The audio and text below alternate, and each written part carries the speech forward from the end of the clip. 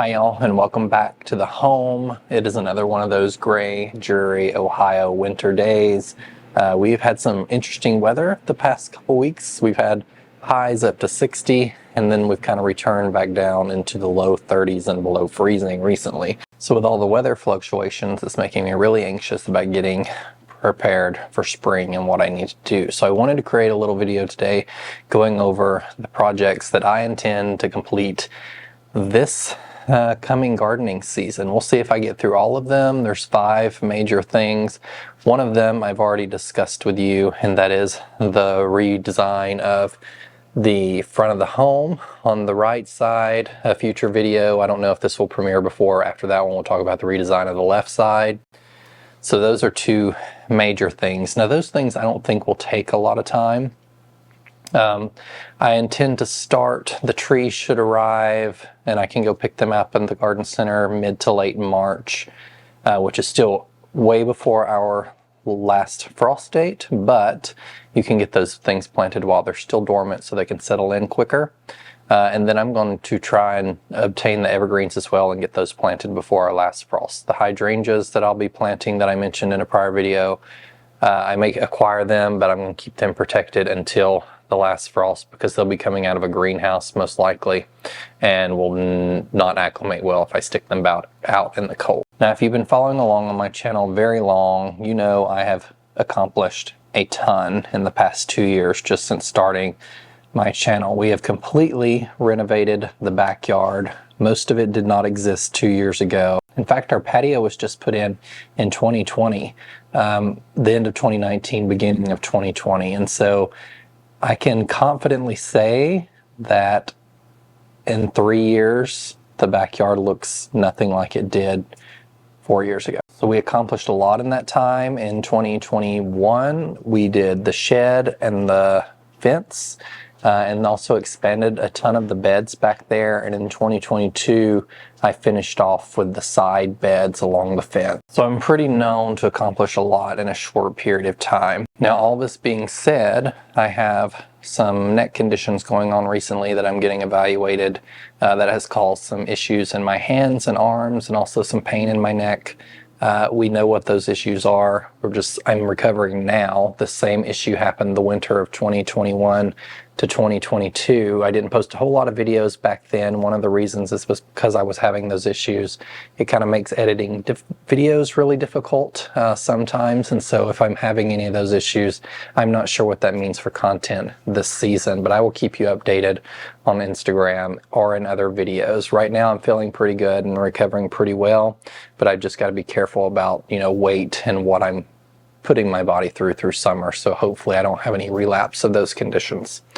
But besides the front 2 beds that I want to redesign, that's 1 and 2, the third thing is I'm wanting to redo the vegetable garden. Now that is going to require a lot of heavy lifting. I mentioned that last fall, me wanting to redo that.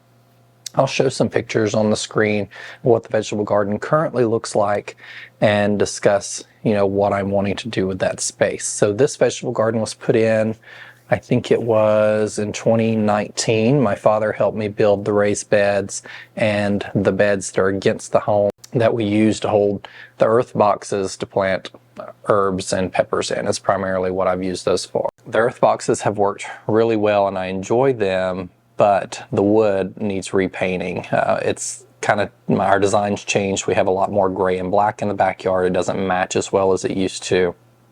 And instead of having to repaint that every few years, I just wanted to, while I had a chance, upgrade those beds so we have a little more space. The space is better organized. It's easier to access for me. And so we're going to be pulling some of that out, hopefully. I have not ordered the beds yet. I'm still looking into those and got to get those ordered probably in the next month or so. I'm going to keep an eye out on some deals, but they're going to be metal garden beds in gray color, so it will match the other garden beds that I have around the house and the aesthetic just in general, with our pergola being a gray black color and the shed being gray and black. So the vegetable garden is going to have a lot of renovations this spring, all things considering with what's going on here. There's going to be a lot more soil that I have to bring in, so that'll be a consideration as well. I think the process of how that's going to look is I'm going to remove the earth boxes from the side of the wall first, and so then I can assemble the other beds that are going to go against the wall, and then I will use the soil that's in the existing raised beds, the 12-inch high raised beds, and pull the soil out of that into the new raised beds. And after all the soil is removed, I can remove those raised beds and install the new one and bring in extra soil to fill those. So it's going to be a project that's going to be probably taking multiple weeks, and I want to start that if possible in April. I'm afraid that if I don't start it in April, obviously our last frost date is at the end of April, very beginning of May, around Mother's Day, and I will need to put my vegetables in the ground, and I don't want to go into late spring not having a vegetable garden. So that's going to be a project that's going to take some time, some coordination, and some heavy lifting and labor, so it may have to be spread out a little bit depending on how I'm feeling when that time rolls around. But I think it's going to be worth it, and it's something that I hope to accomplish this year. Just because I want it to look better. If I can't get to it, I'm at least going to have to repaint the outside of the wood so it looks, you know, a little more nicer this coming year. We'll go over more details of that project, and I'm sure there will be plenty of videos of it happening, because it's not going to be an easy project just to complete really quickly. It's going to be a period of weeks, most likely. The fourth thing I'm really excited to do, which doesn't require a lot of heavy lifting, is I want to add lighting to my backyard and replace the lighting in my front yard this year. So I am not incredibly familiar with landscape lighting, although in the fall I kind of hinted to this project and I never got around to shooting a video on it. I was going to, and it just didn't happen before winter set in. So I am going to be undertaking that this spring sometime as well. It's not a project that's a super high priority, so it'll be after the vegetable garden, or in the event I can't do the vegetable garden, this will be an easy project to complete instead. When I started looking at landscape lighting, you're really overwhelmed with what the options are, and it seems a lot more complicated than it is. I've watched enough videos to know that it's not actually that complicated. There's some math you have to do depending on how far away from the transformer you're running your lights, but I'm going to buy a larger wattage transformer to begin with so we won't have any issues, because I want to run lights all around the backyard. And those lights I'm going to be using are lights by Hunter called FX Luminaire. Now, FX Luminaire is been around for a while, but Hunter, the same brand that produces some irrigation supplies, purchased this company a few years ago, from my understanding, and they're really high quality aluminum lighting, really heavyweight. It's almost like I would be picking up a camera lens. That's how heavy these lights are. So they're really heavy duty. Consumer versions, you may have heard of the company Volt, and they produce a lot of the similar things. These are kind of a step up from those. And so I bought two in the fall to test them, and I managed to rummage around and find this little battery pack on Amazon, which allowed me to test some of these lights, interestingly enough, out in the yard and placement before I decided on if this is the brand I wanted to go for. And this little battery pack, it was just Amazon. It's just got alligator clips. You can see them right here. And because these lights don't necessarily have a correct side of which one to attach it to, you just attach it to either one of the wires, and then it gives you light. And I was able to take it outside. This is one of the spotlights, so this will be used to shine up on trees I have in the backyard, and then any other spot lighting that I want to do. It's going to be mostly trees. I'm also going to be adding a path light, or several path lights throughout the garden, and those will be going along paths, obviously, but they are also used to kind of highlight plants and perennials in the garden. So there's probably going to be way more of these, and these are kind of tall here, so it's harder to put into the frame, but let me show you what they look like right quick. And there we go. You can see the light under here, on and off. They're just intended to create a nice little shadow area and lighting in certain areas where you want to highlight in the garden. So these lights will be going along the perennial beds that I have planted on the south side, which I'll flash a picture up on the screen, as well as along the stone paths and around the moon gate that I have installed and around the fountain. There are other lights. You can, of course, choose some floodlights, which I may use for the fountain itself. I actually looked into getting some lights to add to the fountain directly. There's lights that you can place inside the fountain to provide some nice reflective lighting in the fountain, but those lights tend to be a little bigger, and the fountain that I have out back is much smaller than I think is intended for those lights. And so this will be an interesting project. It's just going to require me to purchase a transformer and lots of lights, the wire and connectors, and that's pretty much all there is to it. So I'll be learning this process, and I'm going to focus on the backyard first. It's new to me. I've never done it before. I have run some similar type electrical before, but nothing like this. And these are all low voltage lighting, so the risk that you have of installing it yourself is pretty low.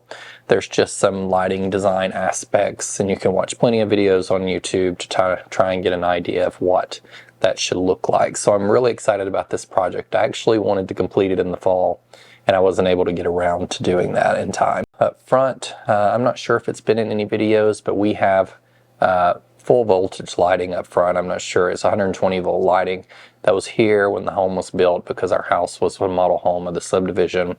Those lights I'm going to be deactivating and turning those into plugs for Christmas lights in the future. And then I'm going to be adding a different, same brand, but different type of low voltage lighting out front, most likely. Hunter makes this lighting system that can actually change colors now. It comes with varying LEDs. And so out front, I'm going to focus on using that. The system's a little more expensive, but that'll be an opportunity for me to get acquainted in the backyard with this less expensive system. And then in the front yard, we can use that to highlight lighting on holidays or different times of the year when we want to bring an additional color and fun to the landscape. And so that may happen later in the fall. I want to be able to get this project in the back done first, because I obviously spend the most time out there with y'all and just enjoying the garden in more private space in the backyard. And then we may complete the front yard in the fall with the different system. It's going to be a little more involved because there's a different transformer required. The lights kind of have to be programmed before they're installed with the transformer. So there's much more of a learning curve than simply choosing the white colored lights. And so that will either happen afterwards, depending on how quickly we heat up this year. This isn't a project I'm going to be doing in a lot of the heat, or we can wait until fall, or it might be a project I turn around and do the following year, because like I said, we do have lighting out front already, so it's not a big deal. Although I would like to install something now where we're doing a full renovation, basically almost, of the front garden as well this year. The last project I would like to tackle, and I mentioned this in the fall of last year, is a cut flower garden. I don't think I'm going to get to that this year. So I have a seed video coming out. I'm not sure if it'll come out before this one or after this one. I ordered a lot of seeds this year, but they're not necessarily things that I'm going to be starting in the spring. And there are not a lot of cut flowers necessarily. They're more things targeted towards fall planting. So the cut flower garden I wanted to also prepare last fall, and it's not something I got around to doing. So that's going to be a project for probably this fall. Maybe be able to start some work on it in the spring, but I have enough to kind of take care of now. It's kind of a project that's going to be a bigger undertaking that I want to do, and I have a lot of time in the spring. So if I can prepare the space throughout the year for fall, I can start next spring on some beautiful cut flowers. So thank you guys for joining me for this quick video on this Ohio dreary winter day.